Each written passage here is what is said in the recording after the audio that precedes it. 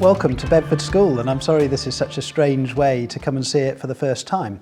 What would normally happen is that you would come and sit in my office for half an hour and we'd have a chat about the school generally, and hopefully you'd find out as much as you wanted to from me before going off on a tour with a boy, which is much more fun, I might say, than what we're about to have. So if you do want to come and do that at some stage in the future, please do come along anyway, and I'll very much look forward to meeting you in person. What we're going to do today is I'm going to give you the tour myself. We'll start in a moment in the Great Hall, and then we'll be joined by Joe, who's going to pretend to be a prospective parent for the morning, and hopefully we'll find out a few things that way that will fire your enthusiasm to come and visit us in person.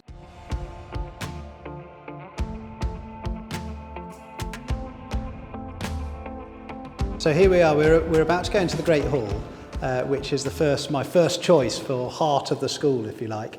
And you can see behind me, just before we do go in, three crests. One's a crest of the school, another one is a crest of Bedford, the town, and the third is the crest of New College, Oxford, with whom we have a very long history. So in 1552, when the first headmaster was appointed, there was already a school in Bedford. In fact, a lot of people say it was the same school, it goes back to the 12th century, which would make us one of the oldest schools in the country. And that headmaster was a man called Edmund Green. He was a New College man. And it was set into a letters patent by Edward VI that from there onwards, New College would appoint all the headmasters. And they did just that until the turn of the last century, when the first headmaster was appointed, which was not a New College man. But we still have a New College connection through the Harper Trust. There has to be an appointee to the Harper Trust, and there has to be an appointee to our governing body. So that connection goes on. And rather nicely, a couple of years ago, the newly appointed warden of New College was himself an old Bedfordian, and it was amazing to have Miles Young in position back in Oxford on our behalf, in a sense. So that's wonderful.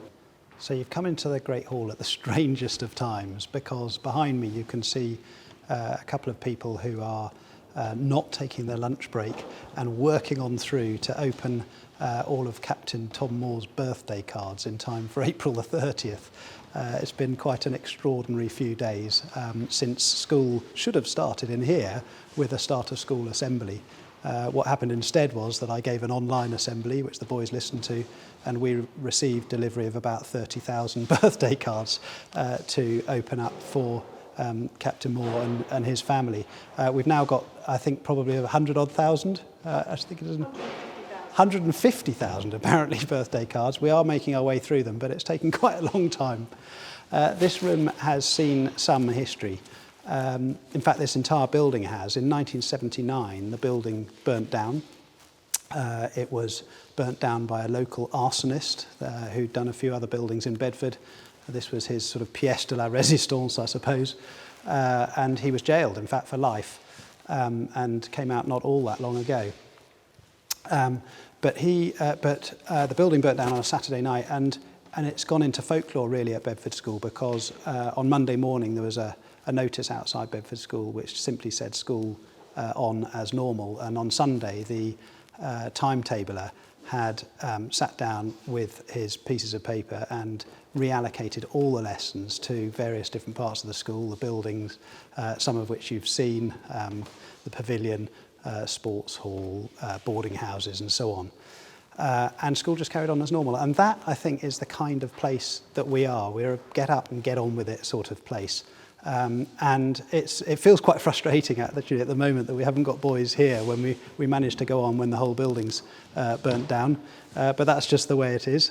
We have stayed open for key workers, and we've had a few of them coming in, but it feels very sadly empty. We meet in here as a whole school 3 times a week.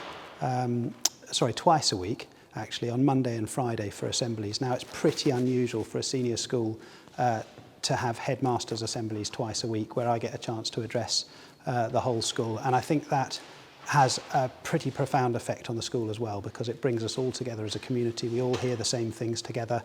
We all get a chance to walk away from assembly and comment on same things together.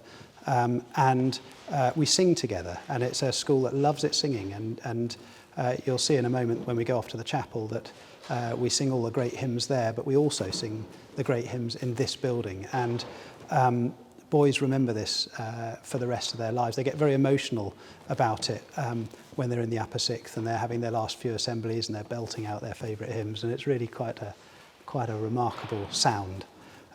We also hold a whole load of other events, as you can imagine here, from dinners to weddings to talks and lectures and so on. So it's a really important space for us, and something that very much gets under your skin, I think.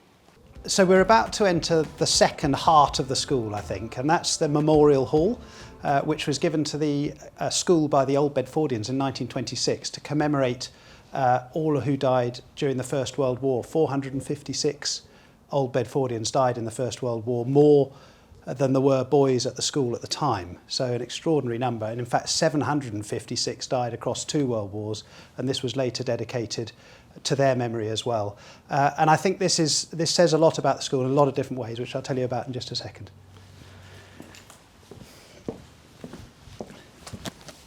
So all of our Year 9 boys, when they come to the school, have a tour of this building and have a history lesson up here, so that they get to understand a little bit of the past of this school.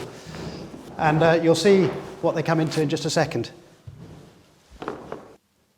So what does this room mean to the school?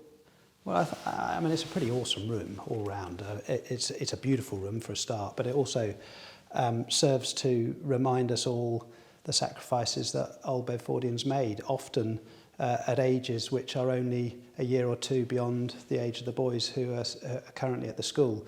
The room obviously comes into its own at Remembrance Sunday time, but we use it for all sorts of other things too, and it's a special room to gather in.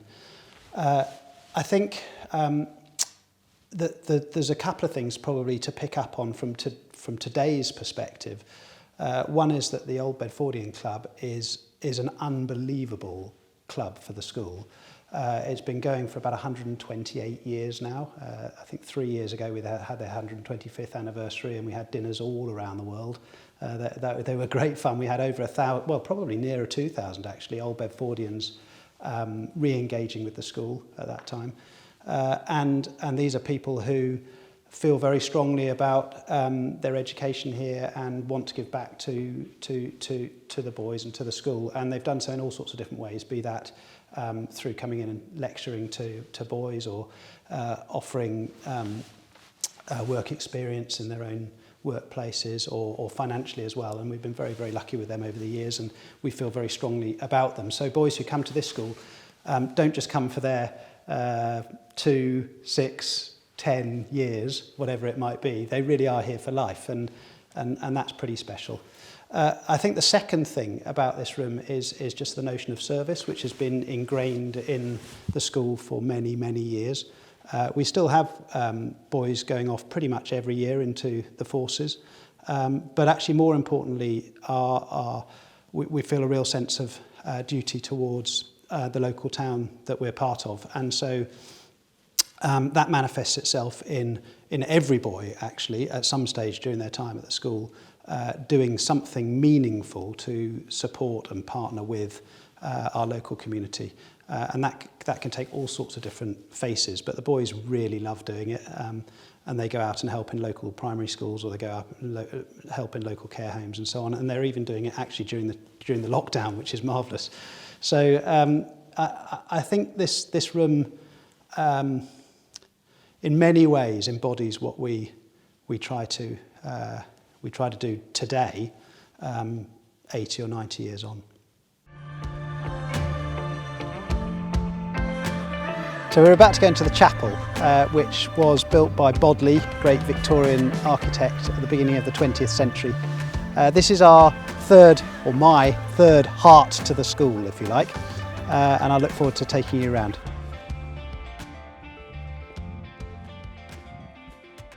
This is a really lovely building, and it's a building that really gets under the skin, I think, of all Bedfordians, regardless of whether they feel religious in a Christian sense or any other sense, or not religious at all. We meet here every week as a whole school, or close to, as we can get to a whole school. We have to have one year group, unfortunately, sitting out each time and having a different assembly because it gets too full. on Wednesday lunchtimes, and then we have a singing practice on Friday, and the boarders have Sunday services in here every week. It becomes a place that Bedfordians come back to, and many of them get married here. Sadly, many of them have their, or happily maybe, I don't know, at the end of their life, many of them have funerals here which bring old friends back together again. It's something that we feel very proud of. We have the most amazing chapel choir. A lot of choristers from choir prep schools come through this school, whether in the UK, so places like St Paul's and Westminster Abbey, or in Cambridge, King's and John's, or even overseas as well. We've had some wonderful German choristers in recent years. And a choir of 50 in an all-boys school, a chapel choir of 50 in an all-boys school, I think is really remarkable. And they also tour the country, and they go and sing in various different cathedrals. They go off to Europe sometimes on every other year, I think, on tours. And a couple of years ago, they were the only robed choir singing at the Albert Hall in the Festival of Remembrance in front of the Queen and the Prime Minister and so on, which was a really special occasion. So we've got a great tradition of music, chapel music in particular. We've got an amazing organ. We've got some brilliant boy organists. And as I say, this just becomes, I think, part of you as you make your way through the school. So we're about to go into the music school, which was put up in 2005, so it's a pretty new building for us. In fact, it was the start of probably a full decade of significant building at the school. Music's really important to this school. We've got a lot of it. Again, all standards and qualities, but we believe strongly in the power of music to help pupils grow themselves. And there's about 450 music lessons a week here. And when I last did a count, we had 104 concerts or services in one Lent term. That was a couple of years ago. And I believe the number's still pretty similar today. So this is an important building for us. So we have 9 full-time music teachers and a whole host of peripatetic teachers. And as I say, half the school learning musical instruments. And they're all housed in this building, which contains a lot of practice rooms, a recital hall, which we'll go and have a look at in a second, recording studios, various tech suites, and in fact, music technology is really big here. We have a full-time music technologist, one, and others who dabble as well. The boys are particularly brilliant at it, and we always have somebody going off to do music technology after school, and stay in touch with the school, actually, and help us in various productions. We also have boys who go off to conservatoires most years, so the standard is high. We've got also in this building a radio station, which was paid for by the Bedford School Trust, which is a trust which has been built up since 1926 and is a home for a lot of generosity from old Bedfordians and parents and families over the years, and provides the sorts of things for the school which are kind of icing on the cake, really.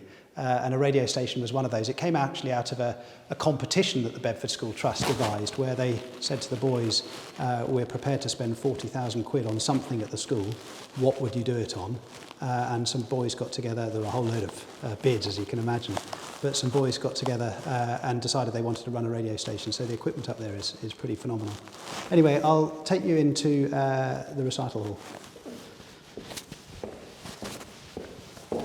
So this is one of a number of halls in the school which hold a variety of different numbers of people. In here we can have about 150 odd people. We hold concerts in here, of course, but we do a reasonable number of other things too.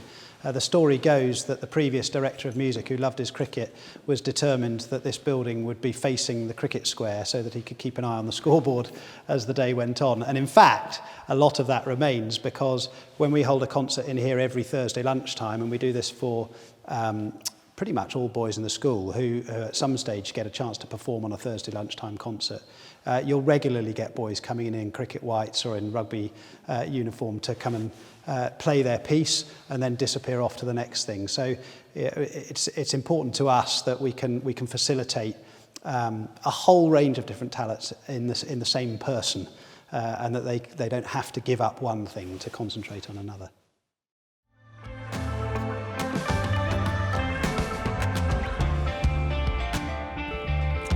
So I haven't included this building behind me in one of my 3 hearts of the school, and I can just imagine there'd be a whole load of current and old Bedfordians who'd be up in arms at me not including our cricket pavilion, which of course doubles as a rugby pavilion in the winter term. I mean, this is the heart of our sport, and Bedford has loved its sport for very many years, and so do I, frankly.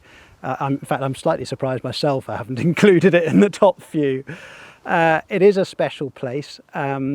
We have sport here which throughout the ages I think has been right up there with the best in the country. But we're also very keen that we provide sport for every single boy for exactly the same reasons, essentially. The reasons that are transferable to life skills, no matter whether you're playing in an A team or an E team or an F team.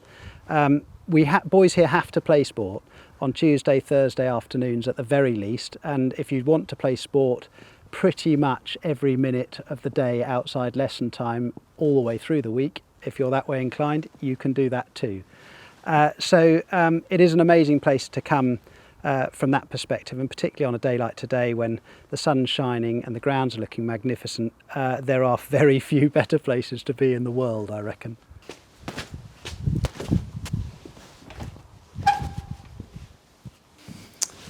Well, welcome to the Alistair Cook room. He's probably our most famous old Bedfordian at the moment, and we had this transformed a few years ago. My predecessor did a great job on it, obviously. We've had so many well-known old Bedfordians or Bedford-related sportsmen. Most of the cricketers will have heard of Alistair Cook, of course. Over there on the far wall, we've got Alistair Cook's cricket bat next to Jack Hobbs's cricket bat, which is amazing. If you chose an England all-time 11, they'd probably open the batting together. Jack Hobbs was a groundsman here, would you believe, early in the 20th century, before he scored his 61,000 first-class runs.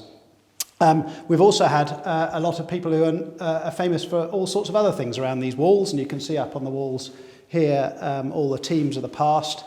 There's a man just up here who I recognised not very long ago and ended up coming to do a speech day for us, who is, for instance, editor of the Times, which is quite fun. And outside here, we've got a little photo gallery of all those who played international sport. We've had 24 rugby internationals, a whole load of cricketers and rowers and hockey players and so on. So it's a pretty exciting place to come if you love your sport. If you don't love your sport, as I said before, it really doesn't matter, because we've got all standards here, and we aim to enjoy what we're doing, no matter what standard we're playing at. So as a classicist, I'm completely out of my comfort zone in this department. This is the science block. But as a school, we're really strong on science and maths and design technology. We have a lot of boys who want to go off and do those sorts of things at universities, and we've got a good number of offers from Oxford and Cambridge in the last couple of years that have come from those subjects. We also have our only Nobel laureate, who is up here on the wall, Archer Martin, who won his Nobel laureate for his work in science. And a really big team here in a department that's been completely refreshed 4 or 5 years ago, when we spent a lot of money on this building. Rather than knock it down and start again from scratch, we've done a great job, I think, in renovating the whole thing. So another beautiful building. We're in the library, and I thought we might talk about a couple of slightly different things in here. First of all, this is a building for everybody. Like a lot of the things that we do at Bedford School, when your son joins the school, they join a house, It might be a day house, might be a boarding house. And within those houses, they join a tutor group. And the tutor groups and the houses are organised vertically, so that every tutor group will have about a dozen pupils in it. They'll have boys from the upper sixth right down to boys in year 9, what we call the fourth form. And they meet every morning with their tutor to start the day. So they start their day in a group of mixed age boys, and that atmosphere kind of permeates the entire school. And the older ones, learn to look after the younger ones, and the younger ones learn to look up to the older ones and take their turn in a few years' time. And it's an incredibly supportive place. I think the Good Schools Guide called it a brotherly atmosphere when they came earlier this year. And they're absolutely right. It is a brotherly atmosphere. And this building is used by boys right at the bottom of the school, right up to those at the top of the school and in important exam years. So they learn not only to, when they come into the school, not only to have respect for the fact that the boys are going through their exam years, but also they see it. And I think this is, this is healthy. Also, it's quite a good place to talk about artwork. The school has the most phenomenal art collection on its walls, and art is another thing that I think I feel very strongly about in an all-boys school.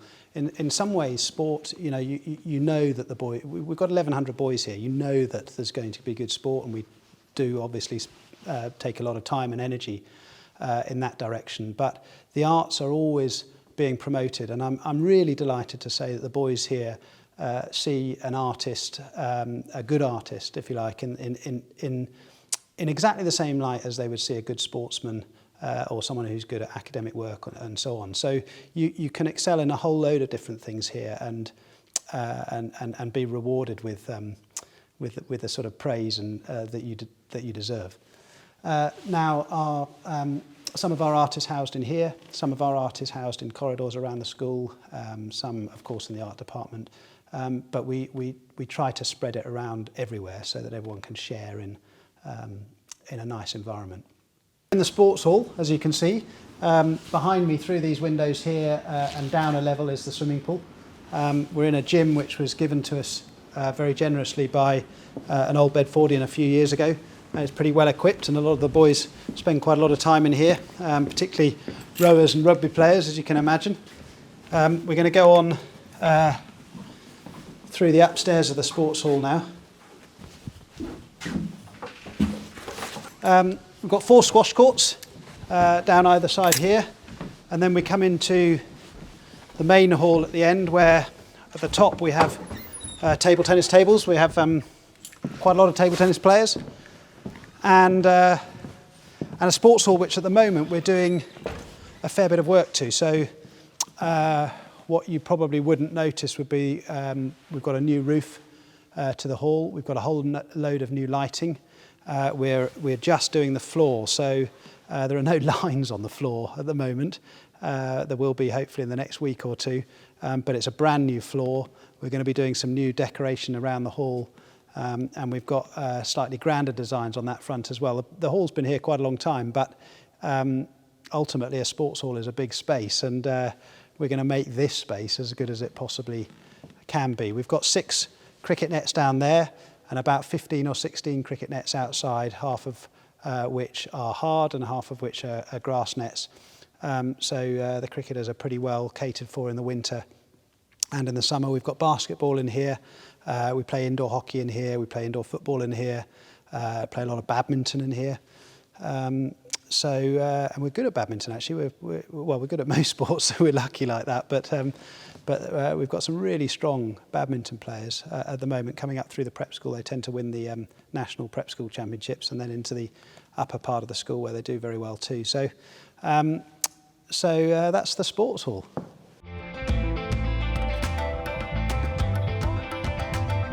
See, we're in the art department, and this art department is I don't know if it's unique, but it's definitely pretty unusual. We run it in a very specialist way. So the boys will do some printmaking, some sculpture and some painting whilst they're here in each year group, and they'll rotate through. And what that means is that we can hire as staff specialist sculptors, specialist printmakers and specialist painters. So we feel pretty blessed with that, and I think it's definitely a unique selling point for staff members when they apply to the school, because often you'll find somebody who's a real sculptor specialist who that's what they really want to do and they're fanatical about it, and this comes through to the boys when they're here. It's also a wonderfully pastoral department. Always has been here, funnily enough. We have a lot of old teachers from the art department coming back to the school all the time, and they're very fond of the place. But they're fond of the boys here, and the boys who do art spend obviously a lot of time in this building on various different floors of it. And they're very, very well looked after by the staff here who really enjoy their time with them. So this is one of my favourite parts of the school, in fact. So you'll see the art department that we were just in on my right here, 2 floors of the art department up there, and on my left is the sculpture part of the art department, and behind me is a sculpture garden. So this is where they would display their artwork. And all around us there are 3 day houses as well, which is where a lot of the day boys will come back to at break time and certainly turn up at the start of the day so that they can see their housemaster and sort out their kit in their lockers and that sort of thing. The sculpture department is next due for renovation, hopefully still this summer, largely because we can do so on the back of a really generous donation from a man called Gilbert Lloyd. Gilbert Lloyd is an old Bedfordian who runs all the Marlborough galleries around the world, and he's been very generous to us, and particularly to our art at the school. So hopefully that will still go ahead in the summer. He also has enabled us to host 4 or 5, in fact it's often 6 lectures a year at the school by top artists from all around the country and abroad, who come and speak to anybody who wants to come along from both the school and the local community, and we usually get a very good turnout for those. Indeed, our very own Will Gompertz, who's also an OB and who is the BBC Arts editor, has come to do a couple of these himself and did an anniversary Gilbert Lloyd lecture only a year ago in our Great Hall, and it was an absolutely fantastic occasion. He's a very, very entertaining speaker if you ever get the chance to go and listen to him.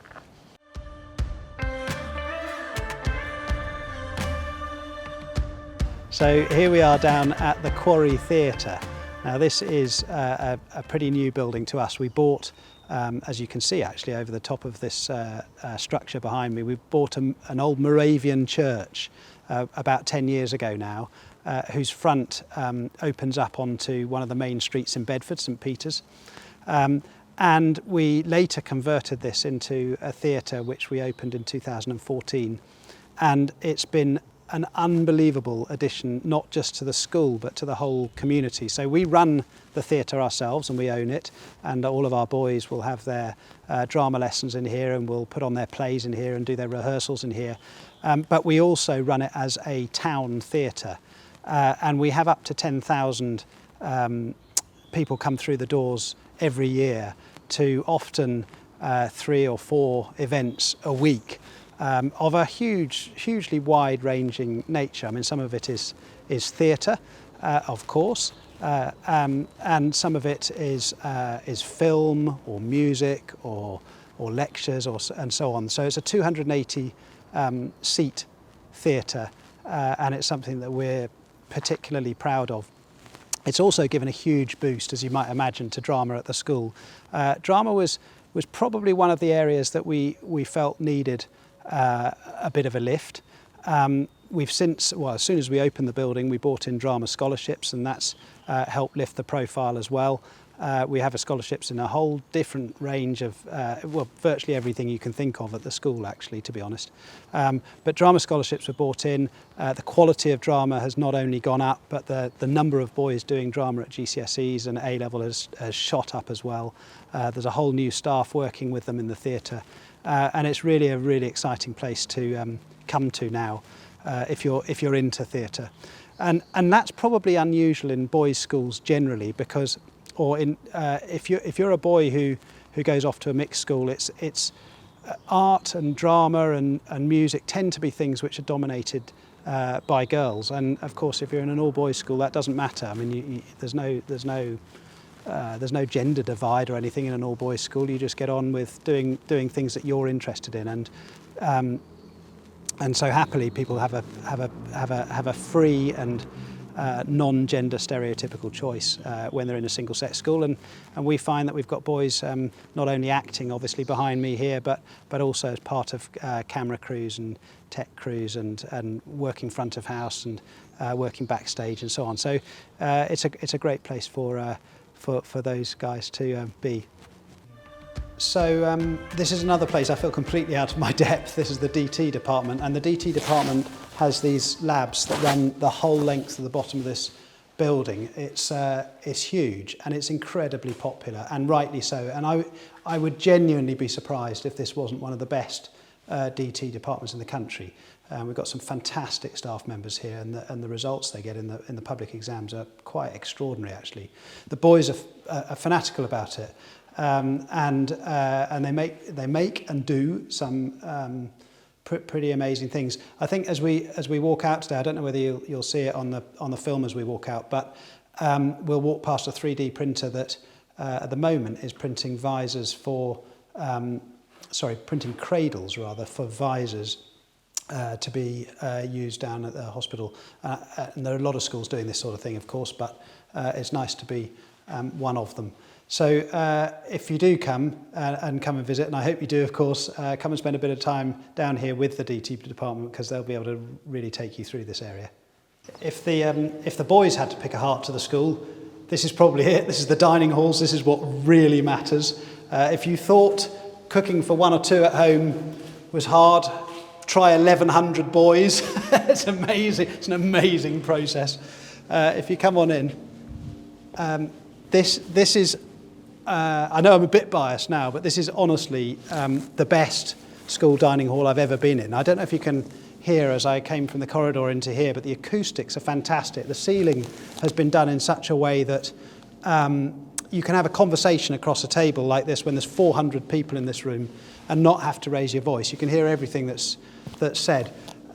We've got the most extraordinary length of counter you can see, and in fact some more counters over here behind me. The food in here is absolutely fantastic. We are so lucky, and they never go short, I can tell you. So the boarders will have all of their meals in here, breakfast, lunch and dinner. The day boys can also have all of their meals if they want, but the lunch is included as part of the fees, and if they want to come to breakfast and dinner, they just have to sign in, and it's literally about a pound a meal, so it's not very much, and the breakfast goes the length of these counters, so it's pretty extraordinary. So we get a good turnout for those too. It's a sociable time of the day. We have a very long lunch break here. It's a boarding school, so we've got boys here 24 hours a day, 7 days a week, so it's a different pace of life in some ways to a day school, which is extremely frenetic. We do take our time at lunchtime. It gives the boys a chance to talk to each other, but it also gives the boys a chance to go out and do all sorts of other things, clubs, societies, sporting, academic, artistic, whatever it might be, at lunch, during their lunch break as well. So the day boys can get that into their day, and they can stay on afterwards as long as they like, or as short as they like. That's completely up to them. Do the staff dine with the boys? The staff do dine at the same time as the boys. They often don't dine with the boys. I mean, I make a point of it myself. It's one of those things in schools, I think, where different schools take different standpoints on this. You gain a lot by the staff dining together because they're sharing good practice, and they're talking about all sorts of things that are happening during the day together, and that's quite an important time for them. But of course you lose the fact that you don't get the chance to sit down with boys and having a chat about their day during lunchtime. I do a bit of both, to be honest. I mix up my time between the staff table and the boys' tables. I certainly, if I come in at breakfast time and tea time, which I do relatively regularly, I'll sit with the boys then, because you hear some good stuff. You can see, actually, interestingly, at the moment, we've got the dining hall set out for social distancing. So this was partly at the end of last term, but also this term where we've got key workers' children in, and we make sure that we spread all the staff and the pupils out. The staff, incidentally, they love coming back to school, of course, to see all the children, but they love it for all the food too. So that's it. We're back to the start again. It's been really good to have you with me. Thank you for coming round. It probably hasn't been as much fun as the real thing for you guys. So if you do want to get in touch with us, we'd love to see you here and give you a chance to show off our lovely school. Hopefully when there's some boys around and there's a few more things to see. The details, I gather, are going to appear on your screen after I stop speaking. But thank you so much for taking the time to come round with me today.